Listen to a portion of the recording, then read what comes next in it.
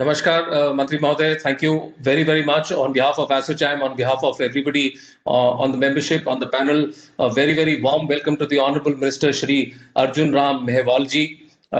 He's just joined us. Thank you very much for this session this afternoon.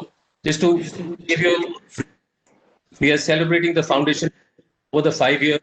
The culmination of would be with the keynote Mr. 30.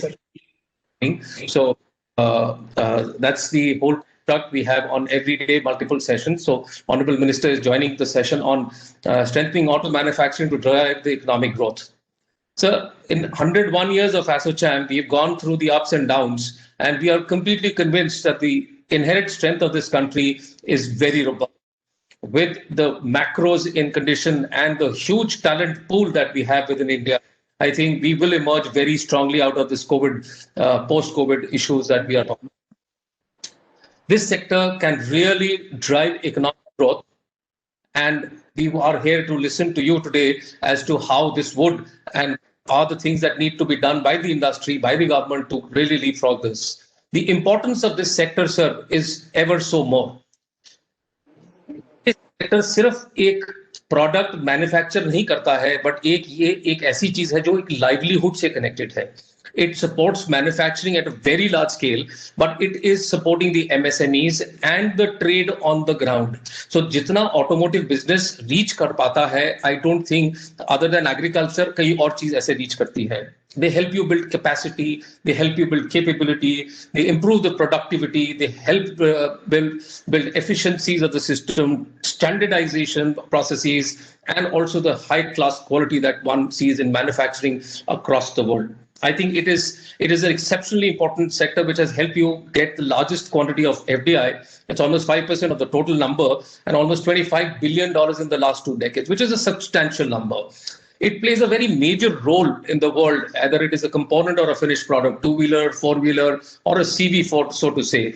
And not only the domestic players and the international players who are present within the country, I think jointly can leverage and help build this huge economic growth infrastructure of auto within the country and outside of this country, helping you develop jobs within the country and helping us export from this country, which will lead into this $5 trillion economy dream of the Prime Minister that one is talking about. And as I conclude and invite Vineet ji to give his address, I think two aspects which have very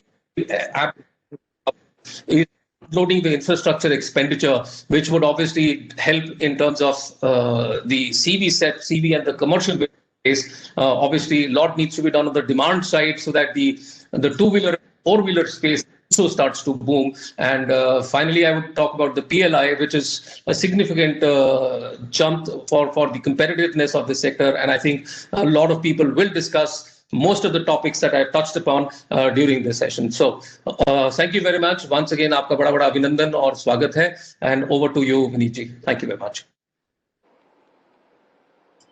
Thank you, Deepak ji. Arjun Mehwal ji, Honorable Minister for State, Heavy Industries and Public Enterprise. Thank you, sir, so much for coming today to ASSOCHAM's Foundation Week. ये जो हमारा week हम आज celebrate कर रहे हैं, start कर रहे हैं कि मैन्युफैक्चरिंग जो सेक्टर है उससे क्या क्या बेनिफिट्स और निकल सकता है, और ताकि जो $5 ट्रिलियन इकोनॉमी की तरफ हम जो मूव कर रहे हैं उसमें मैन्युफैक्चरिंग का क्या योगदान रहेगा, इंक्लूडिंग जो ऑटो मैन्युफैक्चरिंग है, जो ये सब्जेक्ट है आज का डिस्कशन का, कि ऑटो इंडस्ट्री से हम क्या क्या चीज कर सकते हैं ताकि हम $5 ट्रिलियन इकोनॉमी आत्मनिर्भर भारत की तरफ मूव करें. ऑटो इंडस्ट्री आज 22% है मैन्युफैक्चरिंग इंडस्ट्री का और 7% जीडीपी पे कंट्रीब्यूट करता है. तो ये बहुत ही ज्यादा महत्वपूर्ण है, और ये ऐसा सेक्टर है जिसने कई सालों में, पिछले मैं समझता हूँ कि 20 साल में जितना चेंज किया है और जितना इंडिया का परसेप्शन बढ़ाया है टुवर्ड्स कि इंडिया एक फैक्ट्री और मैन्युफैक्चरिंग हब बन सकता है दुनिया का, वो सिर्फ ऑटो इंडस्ट्री ने किया है. जैसे कि हमारे आईटी इंडस्ट्री है सर्विसेज के लिए कर चुकी है, वैसे ही ऑटो इंडस्ट्री ने मैन्युफैक्चरिंग के लिए बहुत योगदान किया है इंडिया के लिए. साथ ही साथ ऑटो इंडस्ट्री बहुत चैलेंजेस फेस कर रही है, और ये चैलेंजेस के साथ साथ ये अपॉर्चुनिटीज भी है. तो इसमें जो मेजर चैलेंजेस कोविड के कारण आया है, जिसमें कि डिमांड सडनली एक साथ गिर गया और धीरे धीरे करके पिकअप हो रहा है। इससे जो अपॉर्चुनिटी आई है कि कई जगह पर्सनल मोबिलिटी या लोग खुद अपने व्हीकल खरीदना चाहती है। कुछ इस साल BS6 भी इंट्रोड्यूस किया गया था। ये एक चैलेंज है लेकिन अपॉर्चुनिटी भी है साथ साथ, क्योंकि BS6 से अब हम कोई भी विदेश में कोई भी मार्केट में एक्सपोर्ट कर सकते हैं। तो ये पूरा दुनिया हमारे लिए खोल चुका है ये BS6 के कारण। और साथ में आज के डेट में जो प्रेशर है कॉस्ट का, वो भी बहुत महत्वपूर्ण है इंडस्ट्री के लिए। लेकिन साथ साथ ये जो अपॉर्चुनिटी है कॉस्ट का, यही टाइम है कि हम प्रोडक्टिविटी कैसे बढ़ा सकते हैं, एफिशिएंसी कैसे बढ़ा सकते हैं, जो काइजन माइंडसेट है, जो ताकि हम और साथ में जो इंडस्ट्री 4.0 हम अडॉप्ट कर सके, ताकि हम ये कॉस्ट प्रेशर्स को भी डील कर सके। तो ये सब एक मैं तो एक्सपर्ट नहीं हूँ इस सेक्टर में, लेकिन हमारे साथ में कई एक्सपर्ट्स हैं जो आज इसके बारे में जरूर बात करेंगे। और जरूर आपसे भी हम सुनना चाहेंगे कि हम इस सेक्टर को कैसे और मजबूत कर सकते हैं। So thank you, sir. Thank you so much for your time. And I will now request Mr. Vinod Pandey to take over the proceedings. Sir, हमारा एक रिक्वेस्ट है कि एक पैरेलल सेशन चल रहा है हमारा एग्रीकल्चर मिनिस्टर के साथ, तो हम बीच में कुछ समय के लिए जाएंगे और वापस आ जाएंगे। मैं जाऊंगा और दीपक जी जाएंगे। नहीं, विनीत जी आप जाएंगे क्या? मैं 5-10 मिनट के लिए जाकर के आ जाऊंगा। चलिए, तो मुझे कब बोलना है? दीपक जी आप बताते हैं या ये विनीत ये बताते हैं? आप विनीत जी आप बता दें मुझे कब बोलना है, उसके बाद बोलना है क्या? सर विनोद पांडे जी बताएंगे। विनोद पांडे जी अभी कोऑर्डिनेट करेंगे। अच्छा, ठीक है, विनोद पांडे जी कोऑर्डिनेट करेंगे। ओके ओके, ठीक है, थैंक यू सर। ठीक है। Thank you mister Agarwal. नमस्कार sir, once again a good afternoon ladies and gentlemen, and on behalf of ASSOCHAM Manufacturing Council, I would like to once again extend a warm welcome to Honorable Minister Sri Arjun Ram Meghwal ji and other distinguished colleagues from industry. Transition to a strong $5 trillion economy will undoubtedly require manufacturing sector to play a critical role. The government's target to achieve 20% GDP contribution is ambitious, but eminently doable.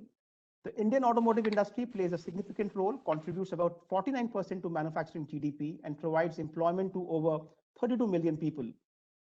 Ambitious Automotive Mission Plan 2016-26 aims at increasing the GDP contribution from the current 7% to 12% and create an additional 65 million jobs. Now, the question is, how can we make it happen? I think we need to focus on two aspects: nurturing potential and policy. When I talk about potential, what I mean is that how do we nurture growth opportunities which can create strong demand? For automotive industry, there is strong upside potential. However, high tax incidence acts as a major deterrent. In fact, large premium segment is classified as sin goods and attract compensation cess as well.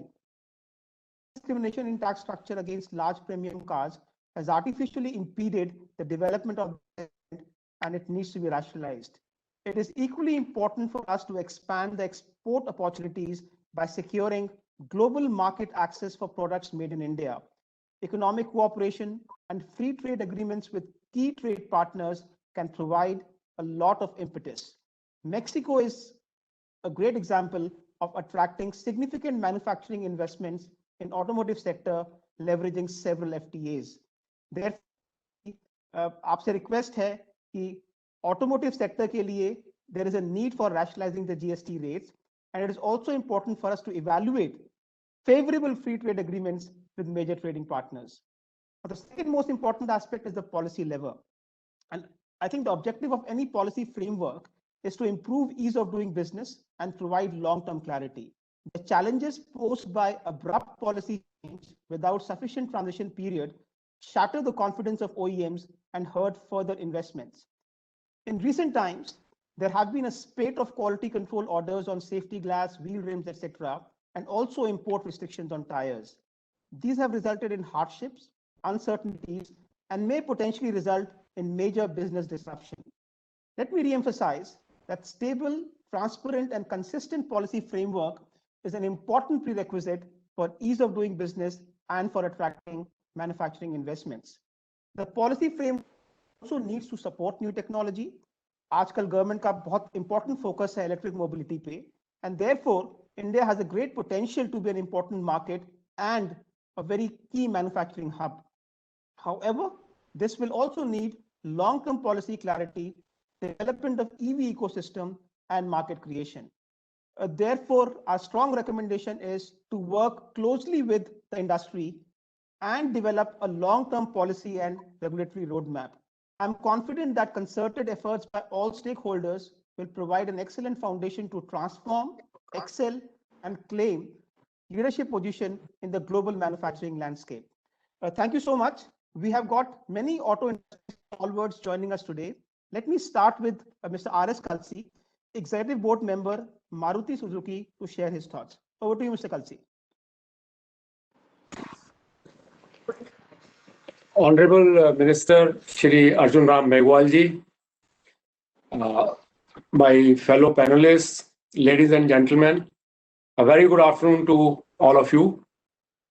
Well, friends, it is well known that automotive industry forms the backbone of any economy, particularly when we look at the economies of developed countries, whether it is US or it is Europe, or say any other country in the world where the economies have developed, they have developed on the strength of automotive industry.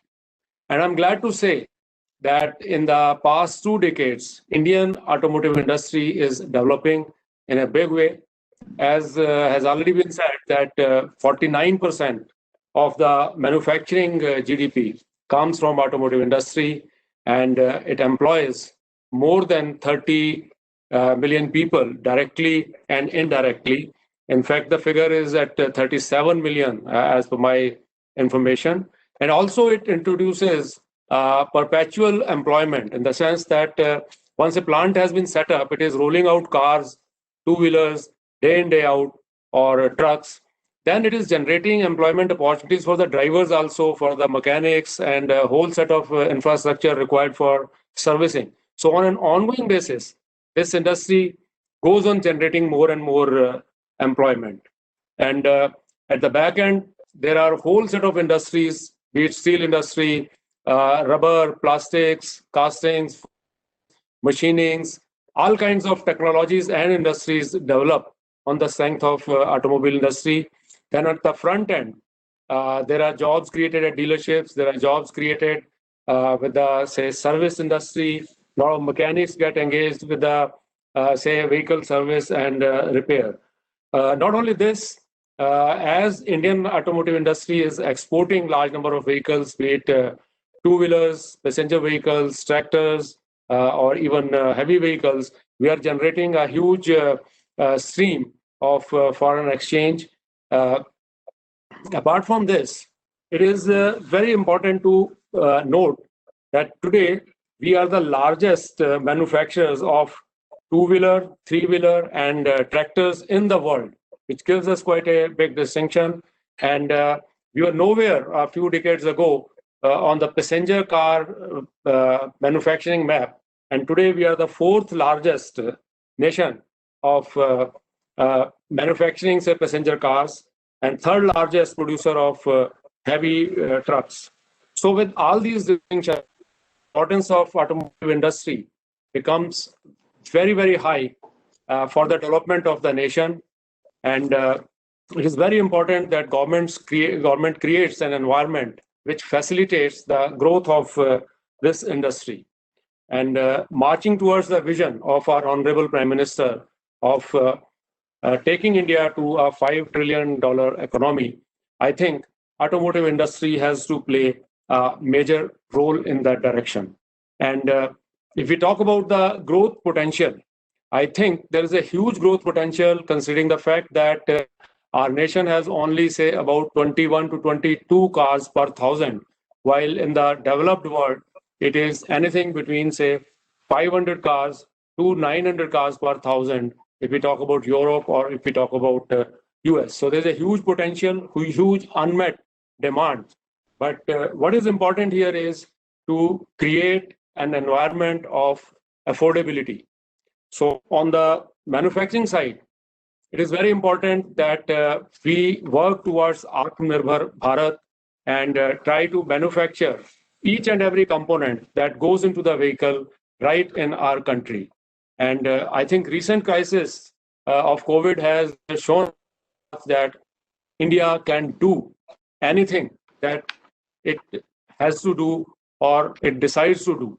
We developed PPE kits, and incidentally, sir, Honorable Minister, auto industry came forward towards helping to manufacture PPE kits, to manufacture the ventilators.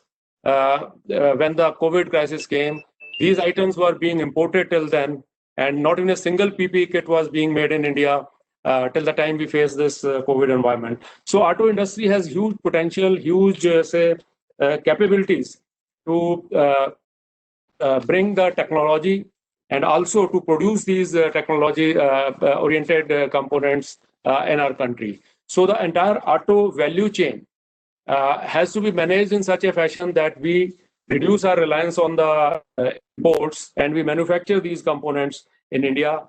In that direction, I'm glad to share with you, sir, that Suzuki Group is already setting up a huge plant to manufacture lithium ion cell batteries at Gujarat.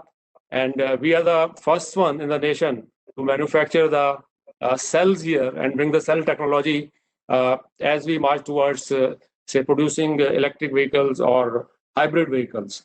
So point here is that there are a couple of important factors. We have to maintain the quality at the global level. We have to manage the costs in order to enhance the affordability of the vehicles. And also, we have to see that a great trust is built between government and the industry. And I'm sure this trust will take us forward in a big way. And already I would like to say that this trust has been enhanced by a highly receptive approach by the government, by introducing FAME scheme, by introducing a production-linked incentive scheme, wherein the highest outlay has been put of 57,000 crores through production-linked incentive scheme. And further, there are a few requests. Of course, the government is working on that, but working expeditiously on that is what the auto industry is waiting for. So one is the scrappage policy, then the taxation at the central level and also at the state level, particularly the road tax, where individual states are enhancing the road tax from time to time. And then a regulatory framework which helps us in the long-term development of the vehicles. That is also very important. So these are the important points wherein government should facilitate the process of accelerating the growth of auto industry. On that note, sir, thank you very much. Thank you so much, Mr. Kalsi. I would now invite Mr. Satyakam Arya to express his views. Sure. Thank you, Vinod. Namaskar, Shri Meghwal ji, Honorable Minister, and my fellow panelists. Well, first of all, thank you for inviting me to share my views on this topic, which I think is very relevant for India at this time. And congratulations to ASSOCHAM for completing 101 years. Well, when we talk about global manufacturing hub, let's first draw a parallel between India and China. India's manufacturing economic value add is about $400 billion. And China, on the other hand, is $4 trillion. And that's a ratio of 1:10. And incidentally, when we compare the automotive industry between China and India, that is also with a ratio of 1:10. And now my fellow panelists, Vineet ji and Deepak, also talked about how important is this industry for India, providing employment to more than 30 million people, and has been one of the sectors which has attracted the largest FDI in the last 2 decades, which is more than 5%. It's also about 45% of India's manufacturing GDP. But if you look at all that and you look at what is the share of India's automotive industry in the global pie, that's even less than 2%. Now, that also shows how much headroom we have in order to grow in future. And then the question is how to make this possible. One of the ways which we feel definitely is need for investments. I think we all know that the growth of an economy depends largely on its ability to attract, retain, and grow its investments in the long run. And further investments by foreign companies like us could contribute towards not only fulfilling the domestic demand, but also exports, and even more importantly, towards development of manufacturing and R&D ecosystem. If you look at our company, Daimler India Commercial Vehicles, which I represent, we have been a successful partner in the Atmanirbhar Bharat initiative. We have invested more than 9,500 crores in India, out of which more than 2,500 crore was in R&D alone. We support more than 45,000 livelihoods, out of which 4,000 people are directly employed by our own company. And with about 90% localization, we have over 150 direct supply partners and more than 900 indirect partners, many of which are MSMEs, and they are growing with us in India's automotive manufacturing ecosystem. If you look at our products, they are tailored for India by Daimler. They are engineered with globally proven technology, and they offer the best-in-class safety, unmatched reliability, and the lowest total cost of ownership. In fact, these are the same products which we export to more than 50 countries around the world. And this contributes to more than 30% of our revenue. And that clearly demonstrates the potential opportunity which India offers. Now, if you look at the commercial vehicle segment, this segment has been seeing the volatility in the demand in the last years. Now, the reasons for this challenge are overcapacity in the trucking system, subdued demand for freight movement due to weak macroeconomic environment, financing constraints since 2018, and stress on the cash flows of operators. And this all has worsened with the onset of this pandemic. So we believe there is a strong need for the government to support and safeguard investments in this sector and uphold its attractiveness for future investments. So I would like to talk about three things which we believe the government can do and support the continued investments in this sector and development of this industry.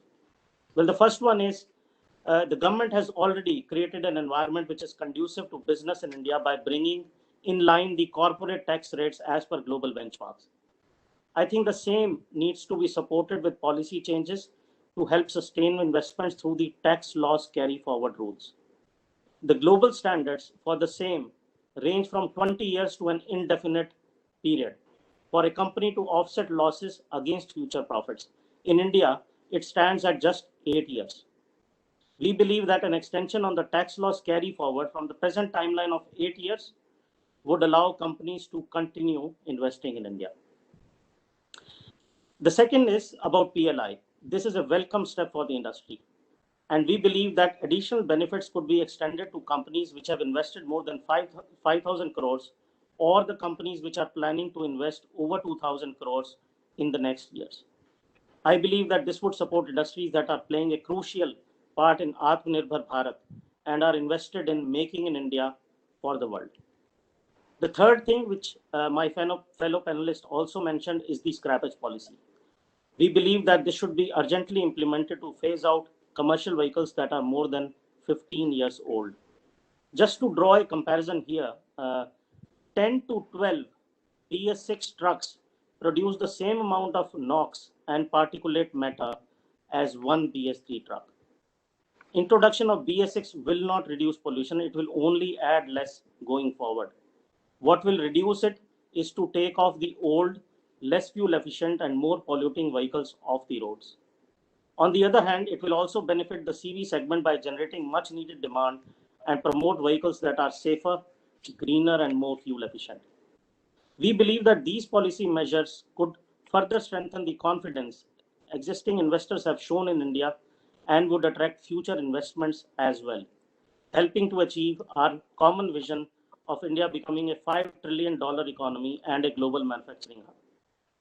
It is definitely possible if all actors like OEMs, component manufacturers and government act in a concerted manner in the next few years.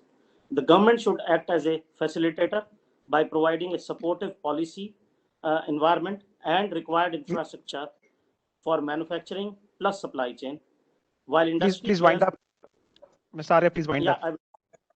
while industry players should focus on matching global quality standards, improving labor productivity, and becoming more cost competitive, I think we all have to work hand in hand in coming years if we have to achieve that. But it all starts with a will. And as someone said, where there is a will, there is always a way. Thank you very much. Thank you so much, Mr. Arya, for those wonderful comments. Next, I invite Dr. Vikram Batra from Ashok Leyland. Over to you, Mr. Dr. Batra. Namaskar, Honorable Minister Meghwal and my fellow panelists. I think this is a very opportune time for a session like this to actually discuss where the opportunities are. And I think in line with the call the Prime Minister has made for Atmanirbhar Bharat, it is upon us, onus is on the manufacturing industry to actually strive and move in that direction. Commercial vehicles, which what my company makes, Ashok Leyland, is a core sector of the economy. It makes trucks for movement of goods as well as buses for public transportation. Over the last few years, we have been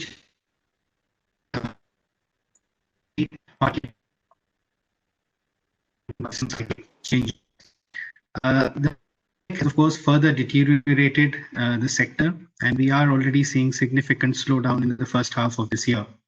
But things are beginning to, and while we are now seeing month-on-month improvement, and that shows resilience of the Indian economy and the industry. With this immediate recovery, of course, that is critical for livelihoods and critical for the economy. We also have to look beyond this. And I think this opportunity today is one where we can actually collectively look together at the future and see what the possibilities are for the Indian auto industry. The specific focus given by the government on automotive and automotive components and the Atmanirbhar manufacturing production-linked incentive schemes will certainly help in increasing localization and rapid development of the component industry and also generate employment. I think with these, there are significant possibility for Indian companies to come together and become a global manufacturing hub. And I think we are very confident that we can do that, move towards a trajectory of growth. I think other point which I would also like to on is that it is the responsibility of the auto industry also to support the overall economy, not just in terms of manufacturing and job creation, but also in providing essential services to the economy at large. I mean, commercial vehicles, for instance, trucks will, whether it is cement industry, for transporting of cement, for other heavy industries, even for e-commerce, which is something which we are seeing a rapid growth. So these are areas which we need to also take on as a responsibility. One such thing is also around the public transportation in our cities. Many of our cities are struggling with road congestion and air pollution. And also there is a need for providing safe and efficient public transport connecting all our villages and our districts. An impetus from the government in this direction to expand and their outlay towards STUs and private operators will certainly help in this direction. It would help not only the economy, but also increase the demand for buses. With this year, we're actually seeing a very significant drop in sales of buses, which are almost 90% lower than last year. Of course, the other thing which we are really looking forward to is the spend of the government around the national infrastructure pipeline. I think that's a really forward-looking view that the government has come up with, and the Prime Minister has actually driven himself, where we're actually looking at infrastructure development across districts, across all.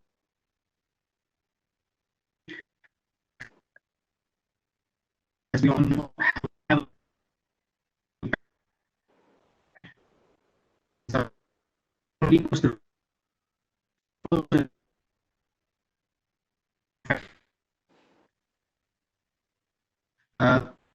so I think, all in all, I would actually congratulate industry. Thank you.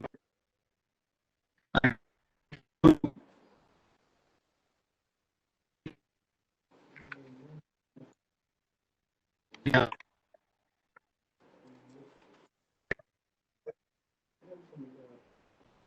you so much, Dr. Batra. Have you finished? Hello. Thank you so much, Dr. Batra. Minister office से urgent request आया है कि मंत्री जी को जल्दी जाना है, तो now I request honourable minister to say few words. Meghwal ji, आप कृपया हमको संबोधित करिए. Thank you so much sir. धन्यवाद Vinod Pandey ji. ASSOCHAM foundation week 2020 government industry interaction, और उस पे जब subject strengthening auto manufacturing to drive economic growth, उस पे जो बोलने का अभी कुछ पैनलिस्ट बोल रहे थे, अभी दीपक सूद जी भी कुछ बोल रहे थे और विनीत अग्रवाल साहब भी बोल रहे थे, RS कलसी साहब भी बोल रहे थे, विनीत पांडे जी आप अब संचालन कर ही रहे हैं, सत्यकाम आर्य साहब ने भी अब कुछ बोला, कमल बाली जी भी बोलेंगे, विक्रम बत्रा जी भी कुछ बोले हैं और सुधीर मेहता साहब भी कुछ बोलेंगे. देखिए, ये जो विषय आया है ये अपना आप में महत्वपूर्ण विषय है. मैं आज कोटा में हूँ, इसलिए जैसे आपके दीपक सूद साहब और हमारे विनीत अग्रवाल जी कोई एग्रीकल्चर की कॉन्फ्रेंस में गए, ऐसे ही मेरी चौपाल है एग्रीकल्चर की. लेकिन एसोचैम की रिक्वेस्ट थी कि आप कहीं भी हैं, आप थोड़ा 15-20 मिनट के लिए जुड़िए, इसलिए मैं चौपाल छोड़ करके इस प्रोग्राम के लिए आया हूं. और मुझे चौपाल से बार बार डायरेक्शन आ रहा है, टेलीफोन आ रहे हैं कि आपको वापस चौपाल में तुरंत जुड़ना है, इसलिए मुझे कम समय में ही अब बोलने का मुझे लगता है कि अवसर मुझे मिलेगा. लेकिन मैं 3-4 बातें जरूर कहना चाहूँगा कि जो ये पीरियड है ऑटो सेक्टर के लिए, ऑटो सेक्टर इम्पोर्टेंट है ये सबने बताया, लेकिन ये 3-4 जो इवेंट हैं वो बहुत महत्वपूर्ण है ऑटो सेक्टर के लिए. पहला तो कोविड काल है, ये कोविड एरा में हम जी रहे हैं, ये सबको पता है.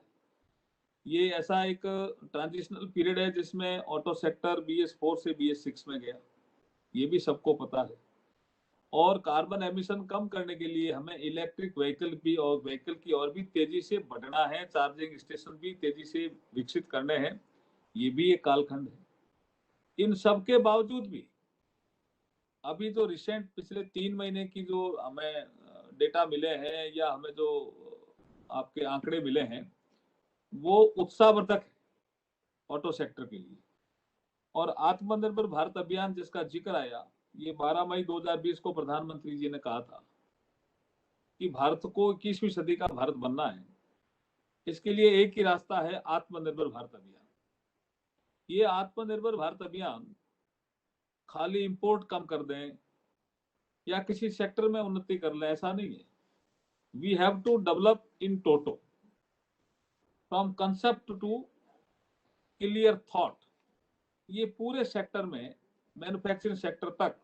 और उसी का ही परिणाम आप देख रहे होंगे कि government has announced production linked incentive PLI scheme for the automobile and automobile component is being introduced with a total outlay of rupees 57,042 crores over a period of 5 years. It is a good intervention, good decision to boost the auto sector. और इससे आपका R&D भी बढ़ेगा, R&D के क्षेत्र में भी काम होगा. ये एक बड़ा मेरे ख्याल में एक इंटरवेंशन गवर्नमेंट ने डिसीजन इनोवेशन के रूप में लिया. और एक जो फेम सेकंड स्कीम है, फेम सेकंड का मतलब the faster adoption of and manufacturing electric vehicle, ये भी अपना आप में फेम सेकंड अपना आप में महत्वपूर्ण स्कीम है. और इसके द्वारा हमने जो बसों का सैंक्शन किया या पैसेंजर व्हीकल सैंक्शन किए या 2 व्हीलर 3 व्हीलर सैंक्शन किए, ये भी कोविड के कारण थोड़ी इसमें गति में कमी है, लेकिन फिर भी तेजी से काम चल रहा है. डेटा भी मेरे पास है कि ऐसे जो डिमांड आती रहती है उसको भी हमने, जैसे आपका EOI पे ये डिमांड थी हाईवे और एक्सप्रेस वे पे चार्जिंग स्टेशन की, ये जो 7 दिसंबर की जो डेट थी, ये डिमांड भी हमने 28 दिसंबर उसको एक्सटेंड किया है. और ये भी मिनिस्ट्री ऑफ पावर ने एक नोटिफिकेशन जारी किया है कि no licence is required to operate EV charging station. तो ये कुछ ऐसे डिसीजन हैं जो गवर्नमेंट लगातार ले रही है और आगे भी लेती रहेगी. अभी एक विषय आया GST में रेशनल जीएसटी होनी चाहिए। जीएसटी को रेशनल करने के लिए काम किया है गवर्नमेंट ने। The goods and service tax GST council reduce the tax on EV from 12% to 5% and on charger and charging station from 18 to 5%. Any proposal received to do rational GST in auto sector, government will take appropriate decision in appropriate time. हम GST council में उसको ले जाएंगे और कोई न कोई decision आपके लिए लेंगे। तो ये कुछ ऐसे काम जो गवर्नमेंट ने करे हैं, उससे मुझे लगता है कि ऑटो सेक्टर में तेजी निश्चित रूप से आएगी। अभी तो कोविड में हम देख रहे हैं कि ट्रेनें भी कम चल रही है, हवाई जहाज भी कम चले हैं, लोग ड्राइव करके अपने काम के लिए अलग अलग स्टेशन पे जाते हैं। तो जो डेटा आए हैं वो आपके ऑटोमोबाइल सेक्टर में इसकी डिमांड बढ़ी है, और डिमांड बढ़ी है तो निश्चित रूप से एक अच्छा अवसर मुझे लगता है आने वाले समय में आएगा। लिथियम बैटरी का भी जिक्र आया, पोटास का मैं माइंस मिनिस्ट्री से भी मैं लगातार टच में हूँ। पोटास हमारे देश में हमें मिला है। पोटास के साथ कुछ ऐसे R&D जो की है उन्होंने, उससे लगता है कि लिथियम बैटरी का भी कुछ यहाँ काम हो सकता है इंडिया में। तो ये कैसे कुछ आपके ऐसे खोज हैं या ऐसे इंसेंटिव हैं, ऐसे इंटरवेंशन हैं, ऐसे काम है R&D के क्षेत्र में जो ऑटो सेक्टर को निश्चित रूप से बढ़ाएगा। देखिए, हम इंडस्ट्री 4.0 के पीरियड में जी रहे हैं। इंडस्ट्री 4.0 का मतलब है कि हमें आपको आर्टिफिशियल इंटेलिजेंस के बारे में सोचना होगा, हमें रोबोटिक्स के बारे में सोचना होगा, और हमें 3D प्रिंटिंग के बारे में भी सोचना होगा।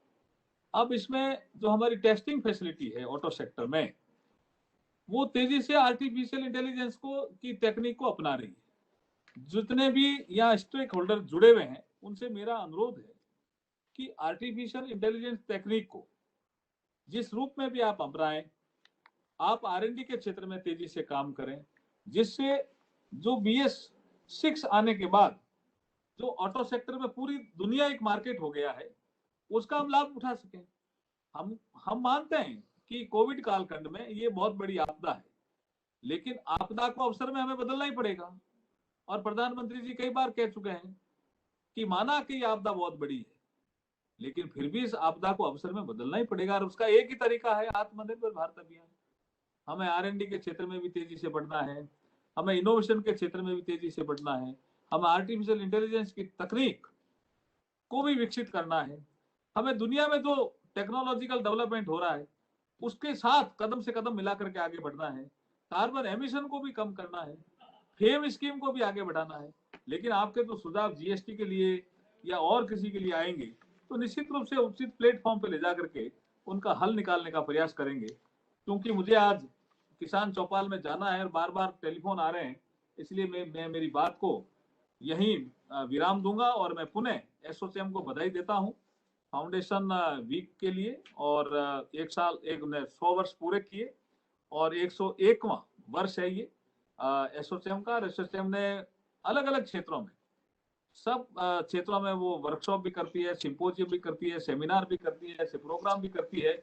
मैं जितने भी आयोजक हैं उन सबको, दीपक सूद से लेकर के और विनीत अग्रवाल जी और सबको, विनोद पांडे जी, सबको मैं बधाई देता हूं। जो पैनलिस्ट जुड़े हुए हैं उनको भी बधाई देता हूं, शुभकामनाएं देता हूं, और ये विश्वास प्रकट करता हूं कि आने वाले क्षेत्र में ऑटो सेक्टर, जैसा आपने कहा कि बहुत महत्वपूर्ण सेक्टर है जीडीपी के लिए, मैन्युफैक्चरिंग सेक्टर के लिए, इंडिया के ग्रोथ के लिए, ये अपनी जो आपने भावना प्रकट किया उसके अनुरूप भारत सरकार भी निर्णय लेकर के ऑटो सेक्टर को हर क्षेत्र में बढ़ाने का प्रयास करेगी, हर क्षेत्र में विकास करने का प्रयास करेगी। जो भी निर्णय लेने होंगे, जो ऑटो सेक्टर को बढ़ाने वाले होंगे, वो उचित समय पर लिए जाएंगे। बहुत बहुत बधाई और शुभकामनाओं के साथ बहुत बहुत धन्यवाद। थैंक यू सो मच मंत्री जी आपके टाइम के लिए, and we will always look forward to your support and guidance for the automotive industry. मंत्री जी यहाँ से लेंगे, तो now I would request Sudhir ji to express his views. Mister Mehta please. Namaskar, Mantri ji. Good afternoon to all the panelists. since this is now an industry panel, I guess I'll not so much focus on the government aspects of it as much as the opportunity and the challenge before all of us. I think all of us are aware of the opportunities. These need not be spelled out again. I just want to focus on 2 or 3 specific areas given the limited time that we have. I think if we are all to achieve the I think 3 major areas that we will have to work on.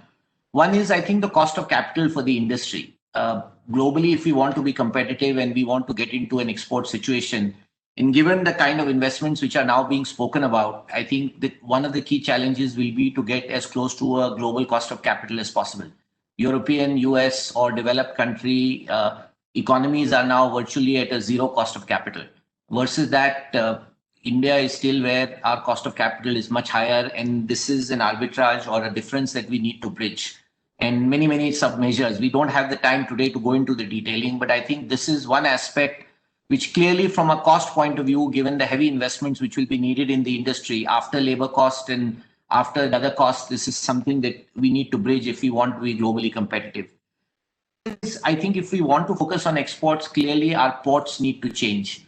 We are already seeing in the post-COVID world the kind of havoc which is happening today with the port system, whether it is imports or exports. And similarly, if the industry is to scale up by a factor of 5 times or 3 times, the port system needs to scale up probably by a factor of 10 to 20 times. And this is something that we need to make sure our cost of logistics and our cost, we need, I'm not sure if he's here or not, he can speak much more about it, but our cost of logistics is inordinately high, and much of the value addition is going away today in the increased cost of exporting our vehicles or importing the raw material that we need. I think we need to make it globally competitive. Many orders for auto component companies or auto companies are being lost because the logistics costs are simply too high for the overseas customer to bear. And the last part of it, I think the government has taken very welcome steps in terms of flexibility. We have been given flexibility in labor laws, whether it is flexibility in farm laws, whether it is now the PLI scheme which is coming in. I think the same kind of liberalization also needs to come into our permit and RTO systems. Our permit and RTO systems remain antiquated. They remain 100 years old. The permit rules, the rules for movement of especially buses, movement of passenger vehicles, which are run for completely antiquated, and this is I mean, there's no other way to say it except it's Astra at the moment. And if this needs urgent reform, because if we want more movement of vehicles, we want larger industry players to come into this very important segment, which today is under great stress because most of these companies have not had revenue for the last 1 year, then I think this is the right time to carry out that reform. And I would request the government to look at this as one last area of reform which needs to be urgently looked at. Given all of this, I think we have an enormous window of opportunity. Most auto companies, auto component companies are now looking at their next cycles of investment. The next 3 to 5 years are extremely important. As we know, the demographic window of opportunity in India is 15 years. And unless we capitalize on this at this time, there are many other countries which are waiting and which have established systems. Countries like Vietnam and other countries have taken a lot of manufacturing. And if India is to become a serious player in the global export industry, which is very much capable of doing, we have the domestic volumes now to support, whether it is the two-wheeler industry, whether it is the car industry and the CV industry. All of these are now global size industries in India. But if we need to leverage it for exports, then some of these areas need to be looked at. And the last concern I want to raise is one of the things which has happened in the COVID world is I think a lot of companies have discovered many opportunities for rationalization. And this has meant that there is further looking of numbers of people that we hire. And for a country like India, I think this is going to be an important challenge. We need to have manufacturing growth, which is also accompanied by a growth in job creation. Because if we have simply growth of numbers without the creation of jobs, then we are going to be in for a major economic and demographic challenge. And this is something that we will have to grapple with as an industry, as a country, to see how do we make those decisions of automation versus manpower and all of these other things. And I think all of the things that the government has done to make labor laws more flexible will allow many companies to be able to take those decisions in favor of adding to manpower rather than, let's say, either outsourcing that work or not, or using more machines to do so. So to summarize, I think the opportunity is enormous for our industry, and this is the right time. Industry and government need to sit together, and certainly it can't be business as usual if we this is the post-COVID window, whenever now the vaccine is kind of seen, and I think the euphoria will start to come back in. Things will get back to some sort of normalcy by Q1 or Q2 of next year. And the next 3 years, I think, are a very important area.